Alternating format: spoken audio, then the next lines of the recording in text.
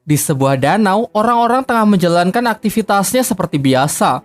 Di sana ada seorang ayah yang mencoba menghibur anaknya dengan melakukan beberapa atraksi renang di danau itu. Ia pun cukup sukses membuat anaknya tertawa gembira.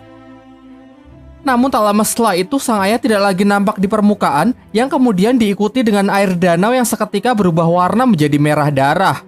Sangat tragis, ternyata pria malang itu telah dimangsa oleh siluman danau. Kemudian datanglah seorang pendeta yang mengaku sebagai pembasmi siluman. Sebut saja Boy. Dengan ritual-ritual yang Boy lakukan, ia berhasil membunuh seekor ikan pari raksasa, di mana ia mengeklaim bahwa makhluk itulah yang selama ini menjadi monster danau. Warga pun dibuat sangat senang karena kini merasa telah aman. Tak lama setelah itu datanglah seorang pemuda bernama Jiang. Jiang mengatakan bahwa ikan pari itu bukanlah siluman danau. Sedangkan siluman danau yang asli kini masih berkeliaran bebas di dasar danau. Boy yang merasa diremehkan sebagai pembasmi siluman tak terima dan malah menuduh Jiang yang hanya bocah ingusan tak tahu apa-apa. Kemudian Jiang malah diikat agar tidak banyak bicara. Semua orang yang merasa sekarang keadaan sudah aman melakukan selebrasi dengan berenang-renang ria di danau itu. Tetapi naas karena ucapan Jiang ternyata terbukti. Ada makhluk buas yang mendekat, sayangnya Jiang yang diikat pun tak bisa bertindak dan tak ada orang yang peduli dengan peringatannya. Alhasil korban pun bertambah, sementara sisanya yang sangat ketakutan berusaha kembali ke darat. Namun ternyata darat juga bukan tempat yang aman karena siluman itu bisa menjulurkan lidahnya untuk menarik mangsa. Cara terakhir yang bisa Jiang lakukan adalah menyuruh semua orang agar tidak panik dan tetap di tempatnya. Terbukti hal ini cukup efektif, tetapi kemudian seorang anak mengacaukannya karena ketakutan berlari mencari ibunya.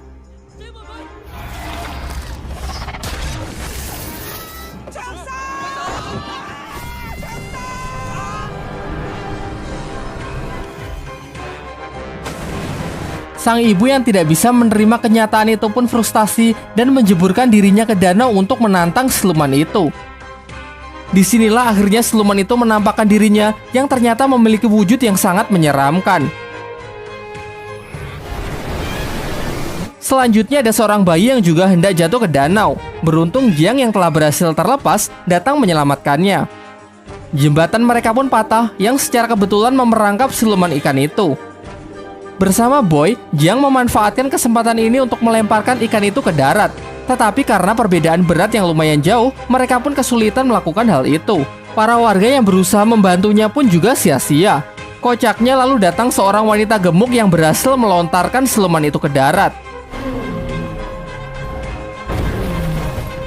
Siluman yang kehabisan waktu melemah sehingga berubah ke wujud semula yang menyerupai manusia. Warga yang emosi berniat menghakimi siluman itu dengan berbagai senjata. Namun Jiang menghentikannya dan memohon agar diberi kesempatan untuk menyelesaikan tugasnya ini sebagai pembasmi siluman profesional. Lantas ia pun segera membuat persiapan dengan mengeluarkan senjata andalannya yang ternyata hanya sebuah buku kumpulan lagu anak-anak.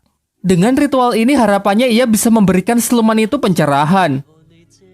Tetapi aksi kocaknya ini tidak menghasilkan apa-apa, justru siluman itu malah emosi dan berbalik menyerangnya. Tiba-tiba datanglah seorang pembasmi siluman wanita bernama Duan yang menghentikan siluman itu, menghajarnya dan menyegelnya di sebuah kantong ajaibnya. Lalu ia menemui Jiang untuk memastikan apakah dia juga benar-benar seorang pembasmi siluman. Jiang berusaha meyakinkannya dengan menunjukkan buku ritualnya yang ia percayai dengan kumpulan lagu anak-anak itu bisa membuat siluman menjadi baik. Di tempat lain, dua orang remaja datang ke sebuah restoran di tengah hutan. Di sana mereka disambut ramah oleh pelayan yang menunjukkan menu makanan, yaitu puluhan daging babi panggang. Beberapa lama setelahnya, Jiang juga mendatangi restoran itu. Di dalam, ia melihat para pengunjung lain yang sangat menikmati makanannya. Namun bagaimanapun juga ia ini adalah seorang pembasmi siluman. Dengan mata batinnya, ia dapat melihat mayat-mayat yang berserakan di tempat itu. Ketika ditunjukkan menu babi panggang, dengan jelas ia melihat perut-perut babi itu dipenuhi oleh daging manusia. Kemudian Jiang memberitahu pelayan itu kalau dia ini adalah pembasmi siluman. Sampai pada akhirnya Jiang mengakhiri sandiwara itu dengan memukulnya. Tetapi nyatanya ia belum cukup kuat untuk bisa mengalahkannya. Beruntung Duang, si pembasmi siluman wanita sebelumnya datang untuk mengambil alih pertarungan. Dengan mudah ia dapat menghajar siluman-siluman itu dengan sangat brutal.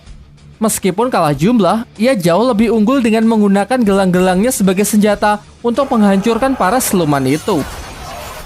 Ternyata siluman-siluman itu hanyalah pemanasan. Sekarang tibalah akhirnya ia berhadapan dengan sang bos yang mampu mengimbanginya. Beberapa kali terkena serangan membuat siluman itu menampakkan wujud aslinya yang ternyata adalah jelmaan dari siluman babi hutan. Siluman ini pun tak mau kalah, ia pun mengeluarkan senjata andalannya yang mampu melukai Duan. Begitu ada kesempatan, Duan langsung menyuruh Jiang untuk membantunya dengan mencium siluman babi itu.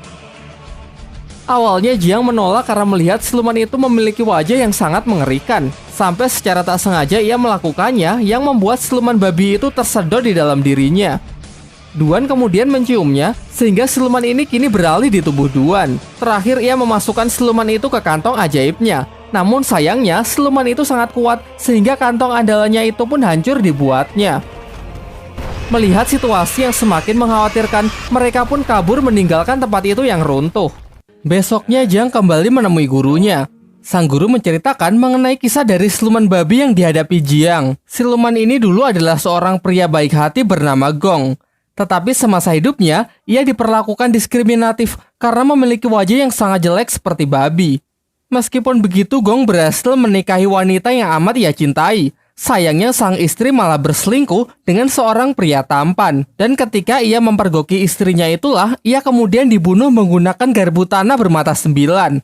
Karena kebencian yang sangat besar tumbuh di dalam jiwanya, Gong pun bangkit menjadi siluman dan bersumpah akan membunuh siapapun yang ia temui. Setelah mengetahui hal itu, Jiang meminta gurunya untuk membantu dalam mengalahkan siluman babi yang sangat kuat itu. Tetapi sang guru menolak dengan alasan masih sibuk bekerja. Ia kemudian menyarankan kepada Jiang agar meminta bantuan kepada Sun Wukong, sang kera sakti yang kini dikurung di bawah Gunung Lima Jari selama 500 tahun oleh sang Buddha Agung karena kesalahannya menentang aturan langit. Sebelum pergi, sang guru berpesan supaya Jiang berhati-hati karena Sun Wukong ini sangat sakti dan memiliki banyak akal licik. Tak lupa ia juga memberikan buku lagu anak untuk menghilangkan kebencian di dalam hati Wukong. Singkat cerita, Jiang berangkat dengan melintasi suatu hutan. Tetapi di sana ia malah terperangkap oleh sebuah jebakan.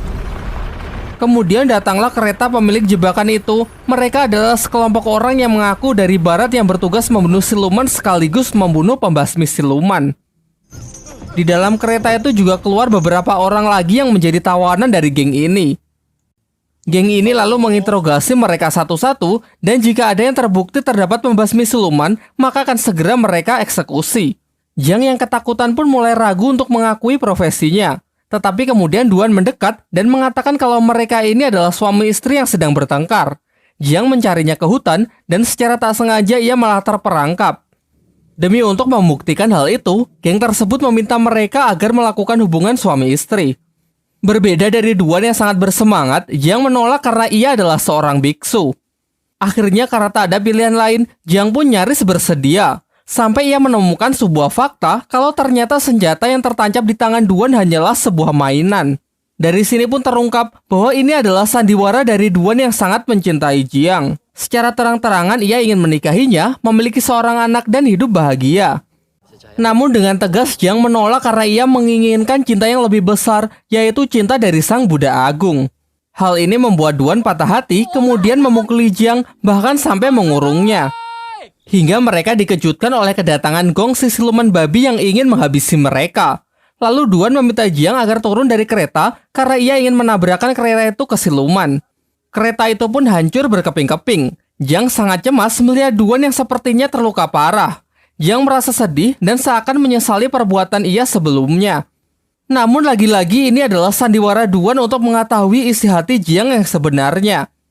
Gong yang terpental ternyata tak terluka sedikit pun dan siap melancarkan serangannya lagi. Beruntung datang seorang kesatria tangguh yang memiliki kekuatan hewan buas. Ia berhasil menandingi Gong yang membuat Gong ingin melarikan diri. Nampaknya mereka berdua ini tidak saling menyukai satu sama lain. Datang lagi kesatria pedang yang menyemarakan perselisihan mereka. Meskipun ketiganya adalah pembasmi siluman yang sangat sakti, tetapi mereka memiliki sikap sombong yang hanya mementingkan popularitas semata. Jiang yang merasa muak berniat pergi melanjutkan perjalanan. Kemudian Duan meminta agar diizinkan menemaninya, tetapi dengan tegas Jiang menolak dan malah menyalahkan Duan karena sudah menghambat perjalanannya. Duan yang merasa emosi merobek-robek buku lagu anak milik Jiang dan kemudian memukulinya. Tetapi itu tak mengubah sedikitpun pendiriannya sehingga ia tetap pergi. Singkat cerita, setelah melalui perjalanan yang lumayan sulit, tibalah Jiang di Gunung Lima Jari. Ia sangat yakin karena di sana terdapat patung Buddha Agung yang seperti dijelaskan oleh gurunya. Lalu dengan susah payah ia pun memanjat tebing yang curam itu hingga tiba di puncak, suatu tempat indah yang dipenuhi oleh bunga teratai. Dari sekian banyaknya bunga, hanya satu yang memiliki warna berbeda dan dugaannya tepat bahwa ternyata itu adalah tempat di mana Sun Wukong dikurung. Berbeda dengan apa yang digambarkan gurunya, di sini Wukong bersikap sangat ramah kepada Jiang. Ia mengatakan kalau kebencian di dalam hatinya sudah lama hilang dan hanya menyisakan kebaikan dan keindahan.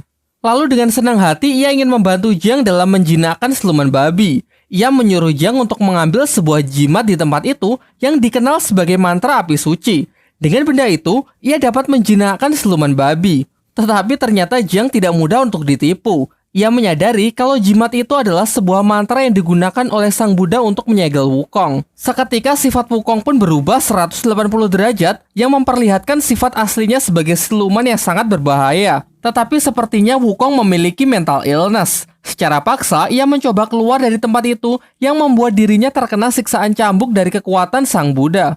Jiang lalu menasihatinya, jika Wukong bersedia membantunya untuk menjinakkan siluman babi, maka dengan sendirinya kebaikan akan tumbuh di dalam jiwanya, sehingga suatu saat ia bisa keluar dari tempat ini.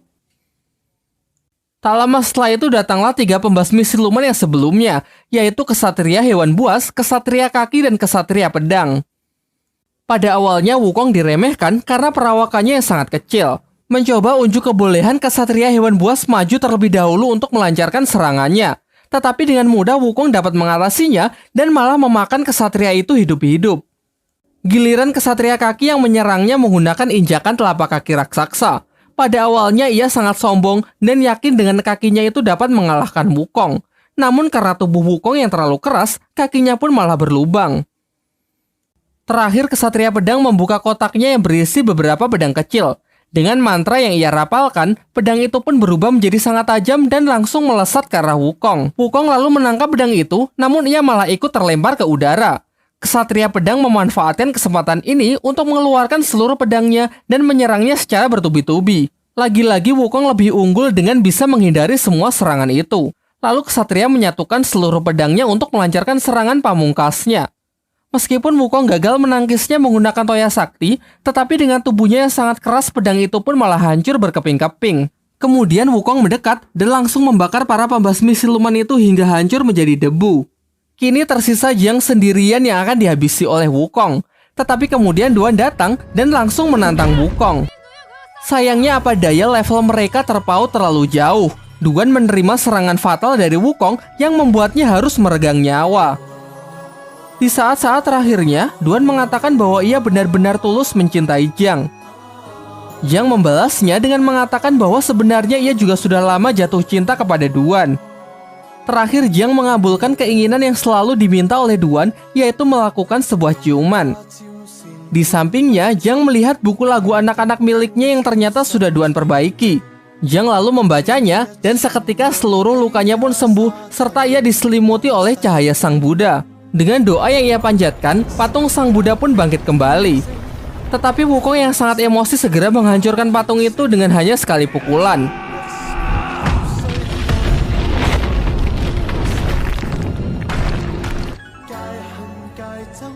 Tidak berhenti sampai di sana, di angkasa Sang Buddha Agung muncul dan menyerang Wukong dengan jurus tapak Buddhanya. Wukong mencoba menahan sekuat tenaga hingga berubah ke wujud kera raksasanya.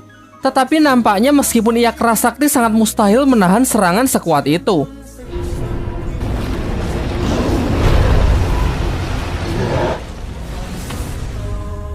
Tiba-tiba scene beralih ke sebuah padang rumput yang memperlihatkan Wukong sangat trauma dengan apa yang baru saja ia alami. Kemudian Jiang datang untuk menenangkannya sekaligus mengangkatnya sebagai murid. Serta ia memberikan gelang peninggalan Duan yang ia rubah menjadi sebuah mahkota. Singkat cerita, Guru Jiang memberikan sebuah tugas agar Jiang melakukan perjalanan spiritual untuk mengambil kitab suci di wilayah barat demi membebaskan umat manusia dari penderitaan. Namun karena perjalanan itu sangat berbahaya, dipenuhi rintangan dan hambatan sehingga Jiang harus ditemani oleh 3 muridnya, yaitu siluman ikan, Wukong, dan siluman babi.